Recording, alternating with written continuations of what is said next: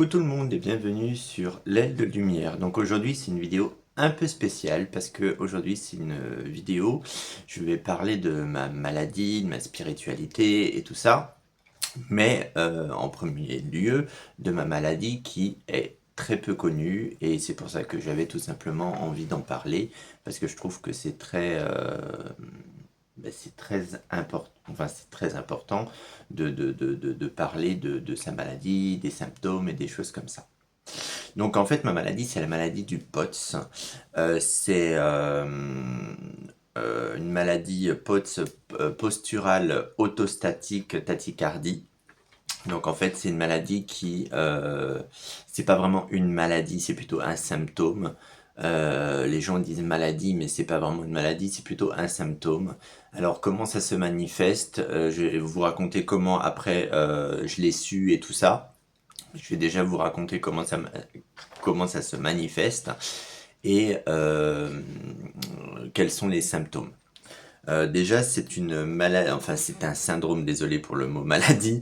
Déjà, c'est un symptôme du système nerveux autonome. Donc le système autonome, c'est celui-là qui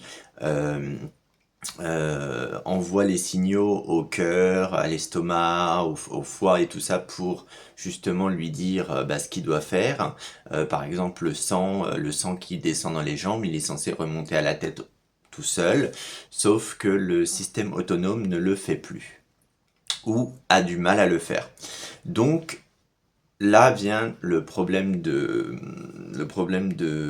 la tachycardie parce que du coup vu que le oh, je trouve pas mes mots aujourd'hui, c'est pas possible. Mais je veux que cette vidéo reste assez naturelle parce que je veux quelque chose de naturel. Vu que le sang ne monte plus de lui-même, le cœur est obligé de compenser à la place du système autonome. Et en fait, ce qui se passe, c'est que quand je suis assis, par exemple, comme là maintenant, mon cœur est, peut-être avec un peu de stress de la vidéo, mais mon cœur est à 60, 65, 70, tout dépend. Tout dépend aussi de mon état de stress, parce que c'est très important et on en parlera. Et dès que je me mets debout, mon cœur en fait s'emballe et part, il peut faire... alors là, je suis sous médicament, donc mon cœur s'emballe, mais il se régule quand même. Mais sans médicament, à l'époque, je faisais par exemple, j'étais à 80 de cœur assis, et quand je me mettais debout, j'étais à 250. Voilà. Donc c'est de la fatigue, c'est des nausées, c'est des vertiges, c'est des tremblements, c'est de l'incompréhension, du flou dans sa tête. En fait, c'est très compliqué à vivre. Le problème, c'est qu'aujourd'hui, beaucoup de médecins s'en foutent complètement de cette maladie, enfin de ce syndrome, pardon. S'en foutent complètement. Les cardiologues, quand on va les voir, pour eux, c'est du stress, c'est rien de plus. Alors que c'est beaucoup plus complexe que ça. C'est sûr que eux, ils nous mettent sur une table, ils voient qu'on a le cœur à 60, tout va bien. Sauf qu'ils nous font pas vraiment le vrai test où il y a un test normalement qu'on peut faire pour diagnostiquer les gens qui ont le POTS. C'est par exemple à l'hôpital, on vous met sur une table, vous êtes attaché, vous êtes branché de partout. Et on vous laisse coucher pendant quelques minutes, le temps que le corps se régule et puis que le cœur s'abaisse. Et puis d'un coup, on vous met debout. Et là, sur le moniteur, on voit que le cœur, d'un coup, il augmente. Et normalement, quelqu'un qui se met debout, on peut avoir une petite variation de un ou deux trucs qui s'augmentent, mais pas de 100 battements par minute, ou alors arriver jusqu'à 150 ou 250. Et en fait, moi, c'est ça que je vis en fait tous les jours depuis plus de 5 ans maintenant. Alors, au début, ça a été un peu catastrophique. On a eu du mal à trouver il n'y a pas de traitement, hein, ça se soigne pas spécialement. Ça peut disparaître, mais c'est très rare.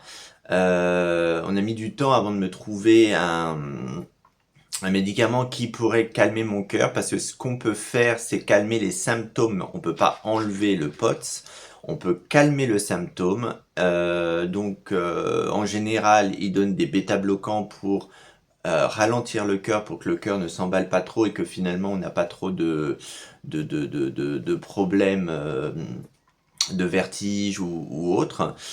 Donc moi j'ai été tranquille pendant plus de 3 ans et demi, 4 ans. J'ai été enfin tranquille. J'avais toujours mon problème, le POTS était là, les variations étaient là, mais elles étaient moins importantes. J'avais une vie normale, on va dire, parce que en fait je prêtais pas trop attention aux problèmes de mon cœur, machin. Je pouvais faire mon ménage, mon jardin, passer la tondeuse et tout ça. Je le ressentais pas plus que ça, j'avais mon bêta bloquant, ça marchait très bien et puis voilà. Sauf que là, depuis un mois, mon pote, ça a changé. Et moi je dis, il a muté quelque part. Et aujourd'hui, il devient beaucoup plus important qu'il y a 4 ans de ça. Aujourd'hui, quand je me lève, malgré mon bêta bloquant, j'ai le cœur qui monte très haut. Moins haut qu'à l'époque, mais très haut quand même en sachant que j'ai un bêta bloquant. Donc du coup, j'ai augmenté, avec l'accord de mon médecin, j'ai augmenté la dose de mon bêta-bloquant, qui est le bisoprolol. J'ai augmenté la dose, donc avant j'étais à 1,25 si je me trompe pas, je peux me tromper, hein. Après je suis passé, parce que j'ai vu que ça me suffisait pas, je suis passé à 2,25 et là je suis passé à 3,75. Alors ce qu'il faut savoir c'est que 3,75 me fait des effets indésirables, donc il me fait avoir des vertiges, des baisses de tension, je fais de l'hypotension du coup. J'ai jamais eu une grosse tension, mais là je fais de l'hypotension. Je peux faire moins de choses qu'avant parce que juste le fait d'aller promener mon chien, j'ai le cœur qui peut monter à 125 machin, alors que je marche vraiment très lentement, comme si je marchais à la maison. Donc je vois pas pourquoi ça monte aussi haut. Euh, Aller jardiner, faire quelque chose de physique, juste d'un coup me lever parce qu'il y a le téléphone qui sonne, alors je me lève, j'ai décroché le téléphone, voilà, j'ai le cœur qui s'emballe et je peux faire des malaises à tout moment. Donc c'est pour ça que c'est un symptôme qui est très compliqué à vivre. Beaucoup de gens le vivent très mal parce que c'est pas reconnu. Moi j'ai eu la chance, enfin pas de l'avoir, bien sûr, mais j'ai eu la chance de tomber sur un médecin traitant, compréhensif, qui, euh, qui m'a écouté quand même. On a fait le test de l'oxymètre avec le doigt. Il a quand même vu, puis en écoutant mon cœur, j'étais allongé, il a écouté mon cœur, et ensuite il m'a demandé de me mettre debout, et il a réécouté mon cœur, et il a très bien vu que le cœur s'emballait énormément. Donc, comparé à des cardiologues, au moins lui, il a fait, et je tenais à le remercier, au moins lui, il a fait l'effort, même s'il peut pas plus m'aider parce qu'il est généraliste et pas cardiologue. Au moins, il m'a compris, il a vu ce que j'avais et il a vu que c'était pas du mythomane, quoi, que je mentais pas, que mes symptômes étaient réels et que mon problème au cœur était réel. Donc c'est lui qui m'a mis sous bêta bloquant. Donc moi j'avais lu beaucoup avant par rapport aux POTS parce que je voulais savoir ce que j'avais. Je me dis mais pourquoi mon cœur s'emballe comme ça? Qu'est-ce qui se passe? Et j'avais lu beaucoup avant. Je suis tombé sur des forums de gens qui justement avaient ce symptôme.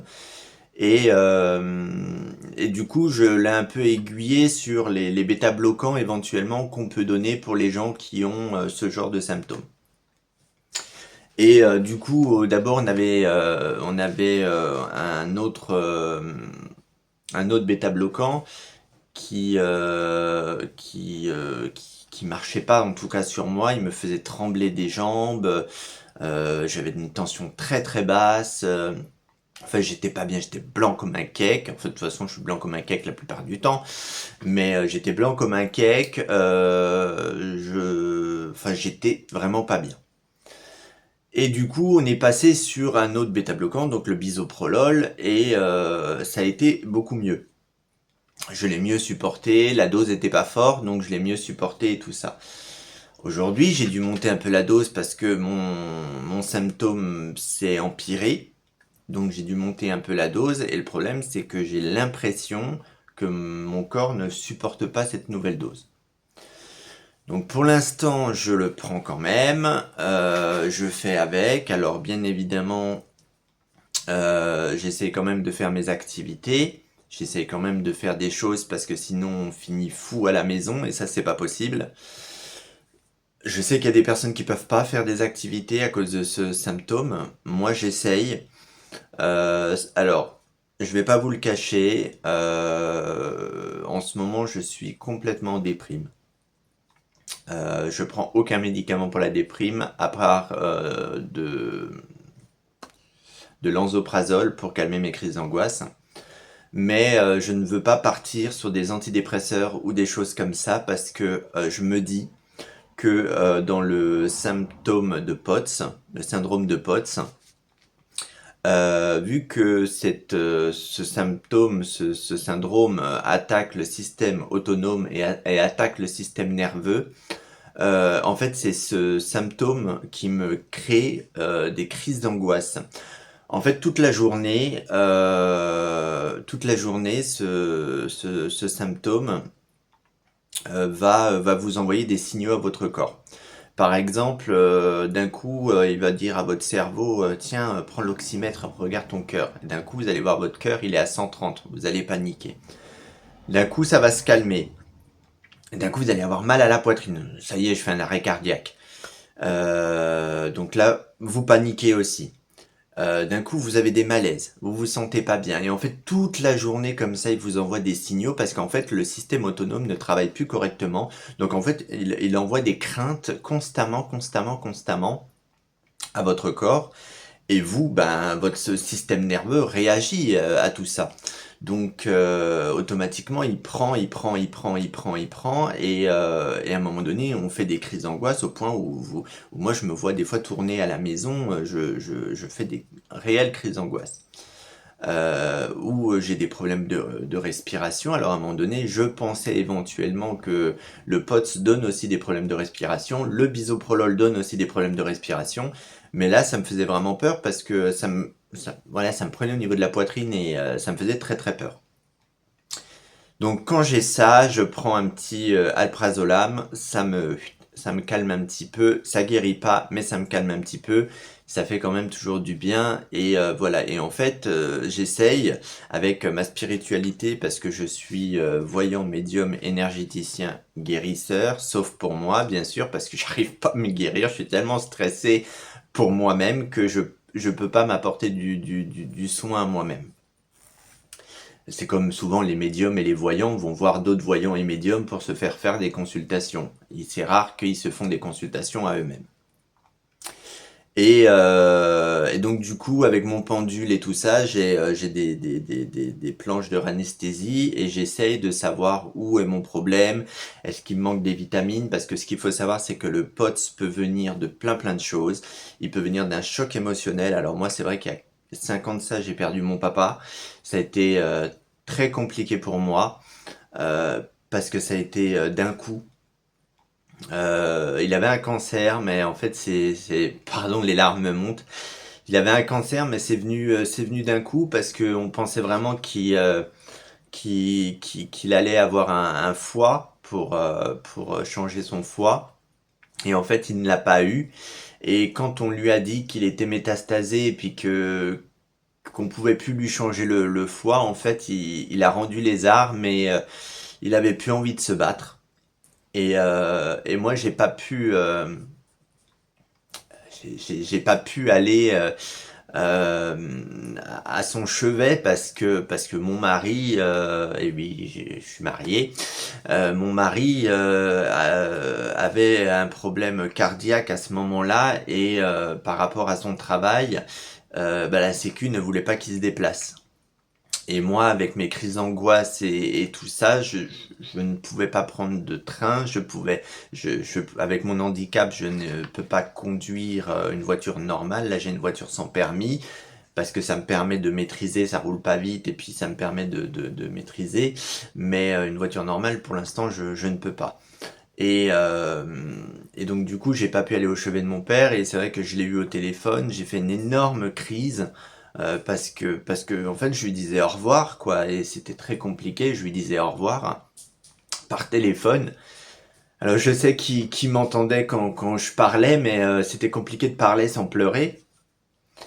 Et, euh, et en fait, je pense qu'à ce moment-là, j'ai eu un choc émotionnel assez important. Est-ce que c'est ça qui m'a déclenché le POTS? Ça peut, parce que le POTS peut se déclencher avec des chocs émotionnels.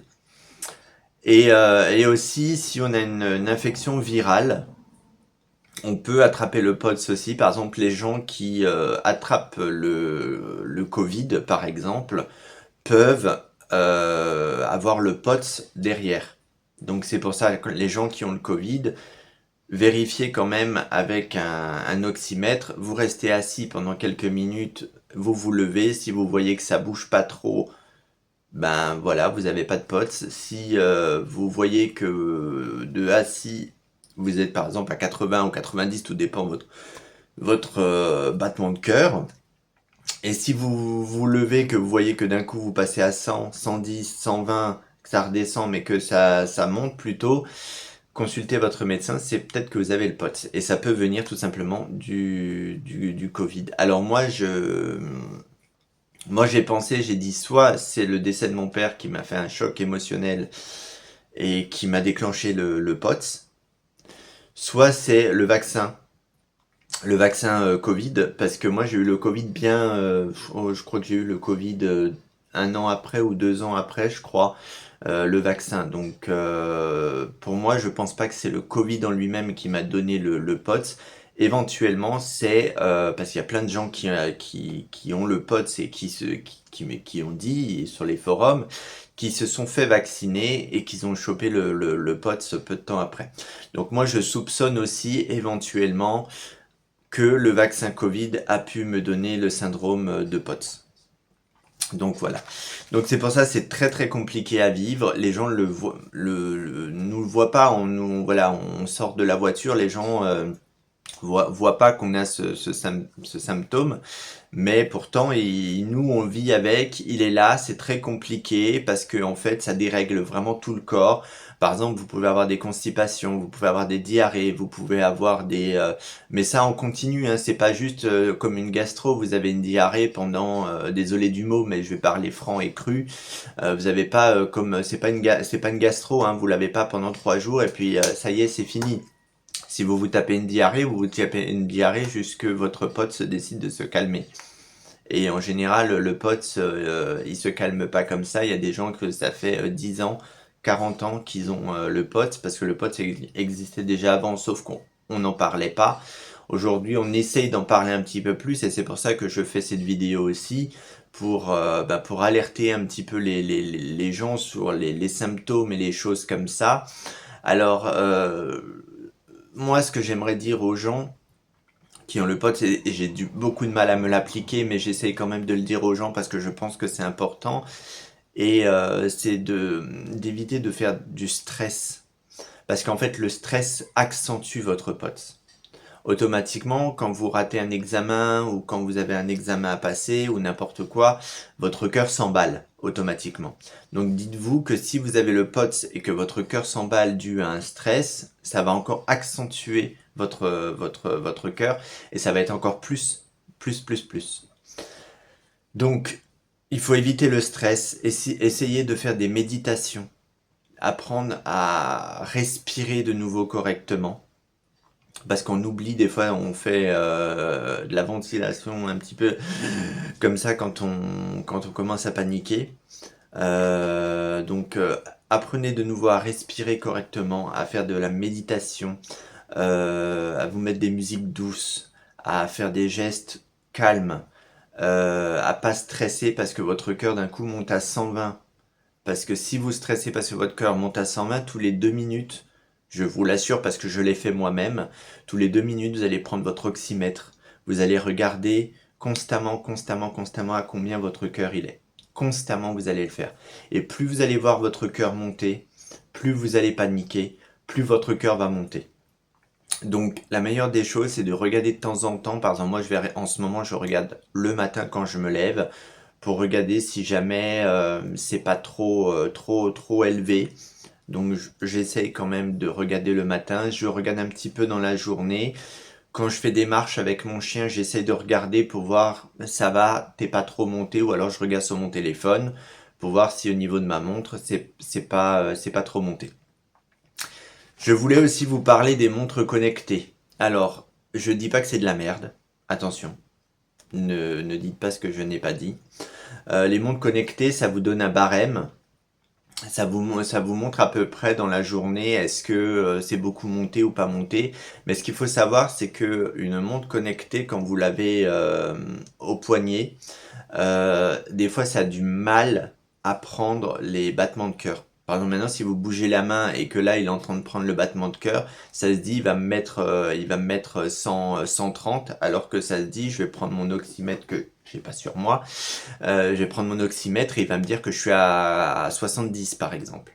Donc des fois les gens regardent sur leur montre et puis oh mon dieu je suis à 130 et puis finalement ils prennent l'oxymètre, ils font ah ben non je suis qu'à 80. Donc il faut faire attention aux montres qui peuvent vous faire paniquer aussi, qui peuvent que même la meilleure montre, hein, que ça soit Apple, Xiaomi, Google, enfin ce que vous voulez, n'importe quelle montre peut se tromper, peut vous donner une fausse estimation. Par exemple, vous allez regarder votre téléphone. Par exemple, hier, j'étais en train de passer le tracteur chez ma belle-mère et à un moment donné, je regarde ma montre qui est marquée 120. Sur le coup, je me mets à paniquer parce que oui, ça m'arrive encore de paniquer. Je me mets à paniquer, je prends tout de suite mon oxymètre, je regarde, j'étais à 80. Donc je me suis calmé, je me dis, en fait c'est ma montre qui m'a dit une connerie. Et c'est pour ça que je dis, il faut faire attention aussi aux montres, parce que les montres peuvent, tout dépend au niveau du poignet, il suffit que si vous bougez, si vous faites quelque chose, et qui prend la mesure à ce moment-là, il peut avoir une erreur, soit quelque chose de trop bas, soit quelque chose de trop haut, mais en général c'est plus trop haut que trop bas. Et c'est pour ça que vraiment faites attention avec vos montres connectées. Ce n'est pas une science infuse la montre. Alors c'est très bien, franchement ça aide. Ça permet quand même de voir les variations et les choses comme ça. Si vous voulez quelque chose de plus fiable, franchement prenez l'oxymètre. C'est ce qui est le plus fiable selon moi. Après, il y a les appareils qui coûtent une blinde, hein, 200, 400, 500 euros, qui sont encore plus fiables. Mais si vous voulez déjà quelque chose de fiable, pas cher, petit, que vous pouvez emmener partout, parce que moi je l'emmène même au magasin, je suis au magasin, si je sens qu'il y a quelque chose qui va pas, au magasin je mets mon oxymètre, je regarde et puis je vois si mon cœur il est à peu près bien, bon je me dis bon bah c'est moi qui a paniqué un petit peu pour rien. Mais je l'emmène partout, j'en ai deux, je l'emmène partout. Et c'est pour ça que je dis, prenez plutôt un oxymètre, parce que ça vous dit à l'instant T, vous le mettez et puis ça vous le dit, vous vous levez, ça bouge. Si votre cœur d'un coup il monte, vous allez le voir tout de suite. Tandis que sur un appareil de tension, si vous êtes assis, vous l'allumez, il va marcher. Si vous vous mettez debout, vous l'allumez, il va marcher. Mais le problème, c'est qu'il va pas vous dire à l'instant T. Donc maintenant, si vous êtes assis sur votre canapé, d'un coup vous voulez vous lever pour appuyer sur le truc pour avoir votre tension, le tensiomètre et tout ça, vous voulez voir si votre cœur il a augmenté, si ça se dit le temps que le tensiomètre prend votre pouls et tout ça et que vous êtes debout, votre cœur il aura peut-être de nouveau baissé un petit peu. Donc vous n'aurez pas un résultat total. C'est pour ça que je dis l'oxymètre pour moi, si vous voulez quelque chose de pas cher, parce que franchement il y en a des pas chers, mais après prenez quelque chose de bien quand même, prenez l'oxymètre, c'est ce qui est le mieux, à part si maintenant vous avez vous faites ça en hiver dehors, ça va pas marcher, parce que si vous avez les mains trop froides, l'oxymètre il a du mal à marcher. Moi, des fois, ce que je fais, je mets ma main, j'ai un pull avec une espèce de banane pull, là. Je mets mes mains dans le pull, je mets mon doigt dans l'oxymètre et puis je sors un petit peu comme ça pour regarder éventuellement si je suis dehors, si mon oxymètre me donne le bon rythme cardiaque. Donc voilà, pour moi l'oxymètre est mieux qu'une montre connectée, même si une montre connectée c'est très bien, mais si demain vous marchez dehors, vous allez faire quelque chose, vous regardez votre montre, vous allez peut-être avoir que votre montre vous a dit que vous avez fait du 150, alors que finalement dans la journée vous avez peut-être pas fait du 150. Donc c'est pour ça que je voulais vraiment venir là-dessus aussi, sur les montres connectées, parce que je vois plein de gens sur les forums qui disent, ils sont là avec ah, ma montre connectée, elle me dit que... voilà, mais faites attention aux montres connectées parce que avec le stress, les mouvements que vous pouvez faire ou n'importe quoi, la montre connectée peut vous induire en erreur et peut du coup vous faire des crises de panique, vu que du coup sur votre montre connectée, vous voyez qu'il y a marqué 150 alors que ça dit vous n'avez pas fait 150. Mais il y a des gens qui font vraiment 150, vu que moi, à l'époque, sans médicaments, je faisais du 250. Donc, pour vous dire que là, là, la montre connectée, quand elle me disait ça, elle le disait. Mais il y avait des erreurs aussi, des fois. C'est pour ça que je tiens à préciser. Ça dit vrai, les montres connectées sont bien, sont pratiques, mais ça dit des erreurs.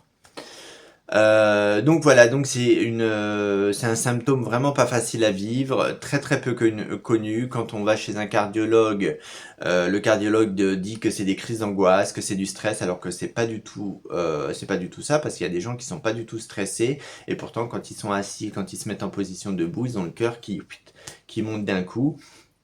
Et c'est pour ça qu'on appelle du coup que c'est une tachycardie autostatique posturale.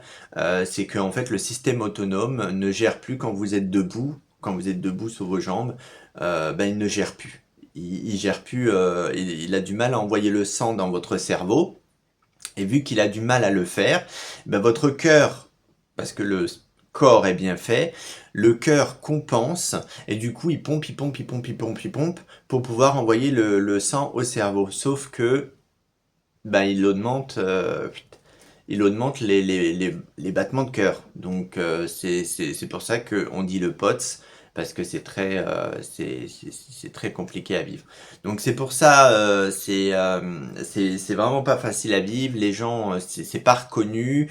Mais par exemple, je l'ai fait à ma sœur, elle était en vacances chez moi, je l'ai fait à ma mère, je l'ai fait à ma tante, je l'ai fait à mon mari, je l'ai fait à ma belle-mère.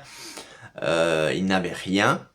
Je l'ai fait à ma sœur quand elle était là, et vu qu'elle a eu une infection pulmonaire, ma sœur, il y a quelques années de ça, enfin il y a un ou deux, enfin il y a 3 ans de ça, elle a le POTS. Sauf que elle s'en fout complètement, royalement, elle va pas chez un médecin, elle a le cœur qui monte des fois à 110, 120, mais elle va pas chez le médecin. Elle a le cœur qui varie, mais elle va pas chez le médecin. Et en fait, quand elle est venue chez moi, je lui ai dit, tiens, on va faire le test pour voir, parce que je l'avais déjà une fois fait. Et j'ai dit, putain, ton cœur, il monte vachement haut. Mais je m'étais pas posé la question, éventuellement, est-ce qu'elle pouvait avoir le POTS.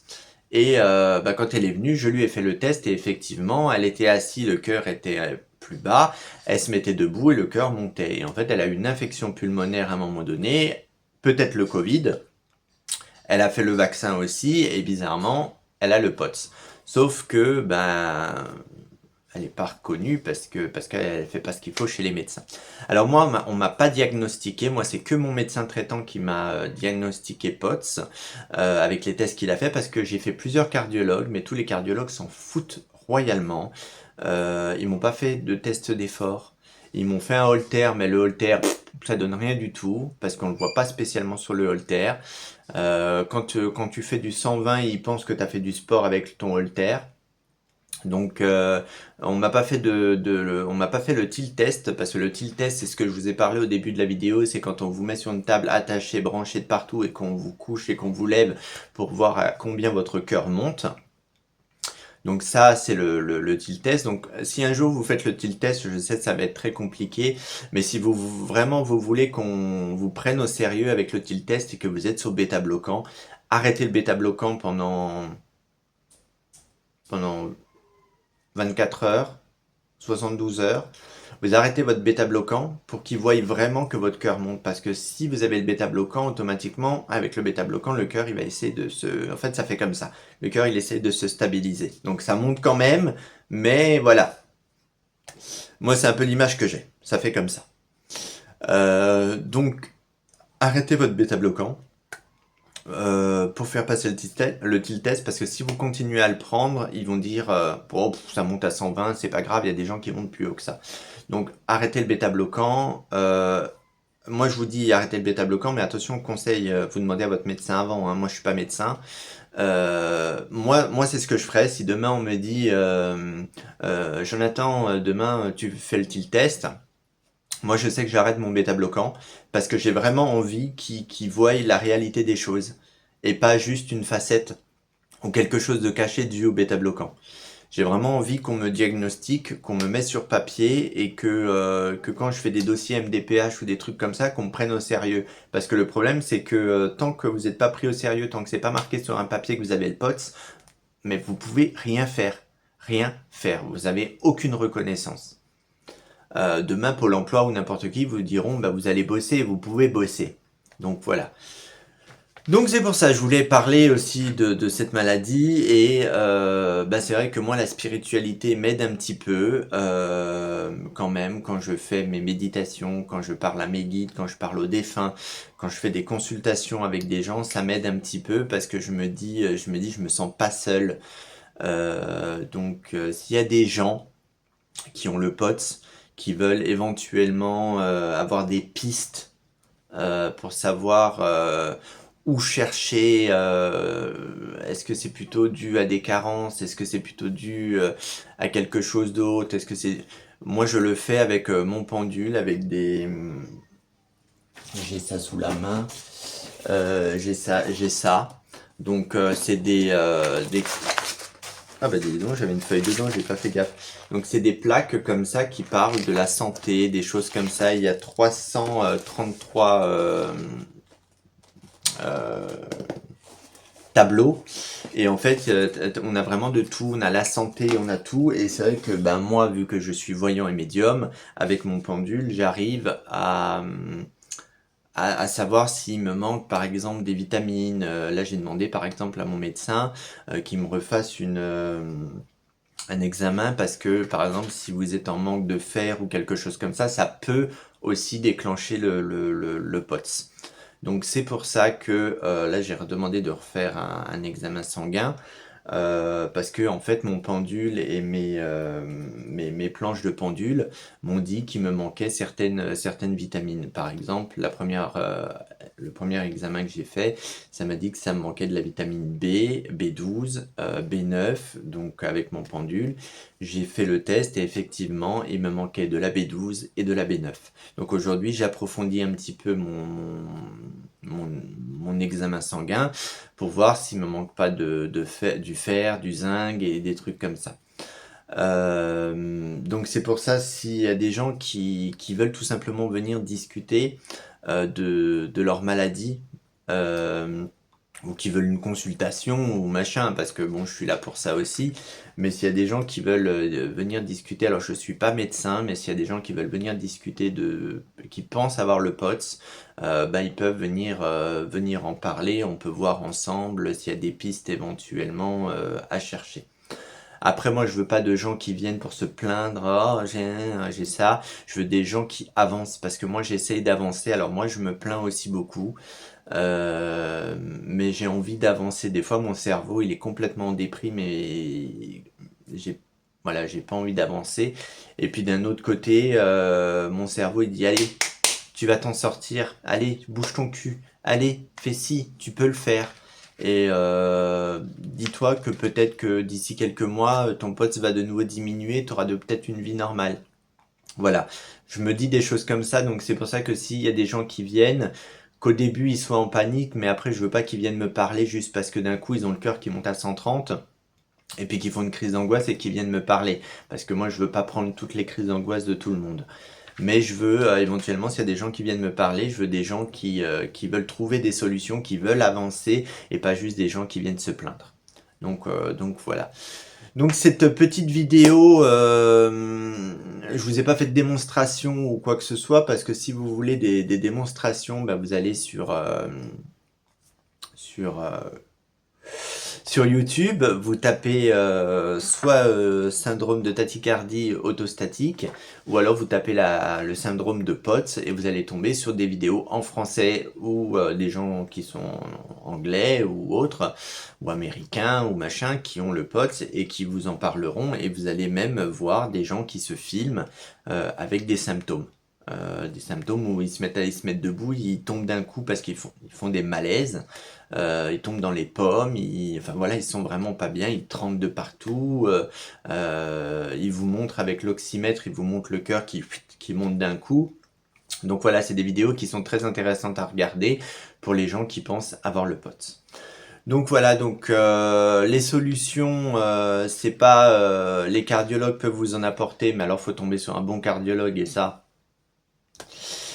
il faut en trouver un. C'est pas l'idéal. Et puis sinon, votre médecin traitant. Après, vous pouvez aller voir aussi un neurologue parce que vu que ça se passe dans le cerveau, que c'est pas vraiment une maladie du cœur, ça se passe dans le cerveau, donc vous pouvez aller voir un neurologue.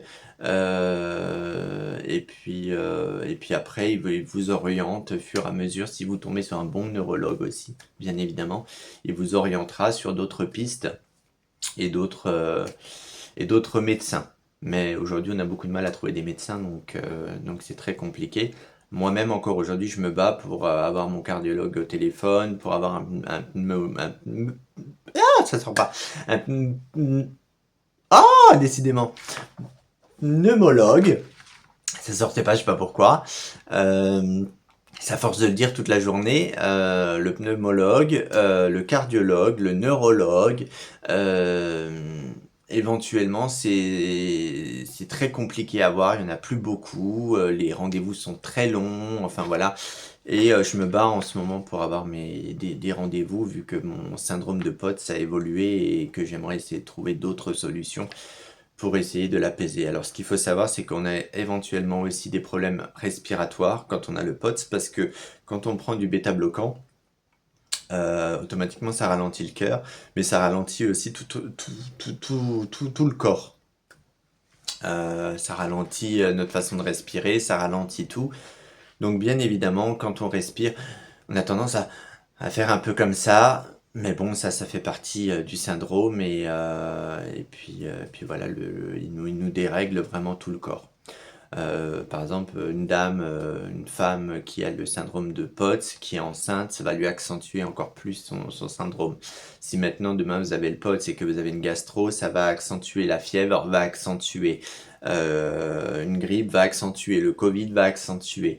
Enfin voilà, la moindre infection que vous avez dans le corps, le POTS va tripler. Donc voilà. Donc sur ce, j'ai voulu faire cette petite vidéo. Après, je vous ai pas tout détaillé parce que j'ai oublié des choses et je voulais pas être avec une feuille en train de lire un truc parce que ça aurait pas fait bien. Mais je referai sûrement une vidéo là-dessus dès que j'aurai préparé peut-être quelque chose d'un peu mieux, mais c'est vrai que ça fait quelques jours que je me dis, tiens, il faut que je fasse une vidéo quand même pour parler un petit peu de tout ça. Et c'est vrai que moi, ma spiritualité, ma médiumnité et ma voyance m'aident beaucoup. Et puis c'est vrai que j'essaye quand même sur moi-même, même si c'est très compliqué, parce que sur soi-même, c'est toujours très compliqué de faire les choses.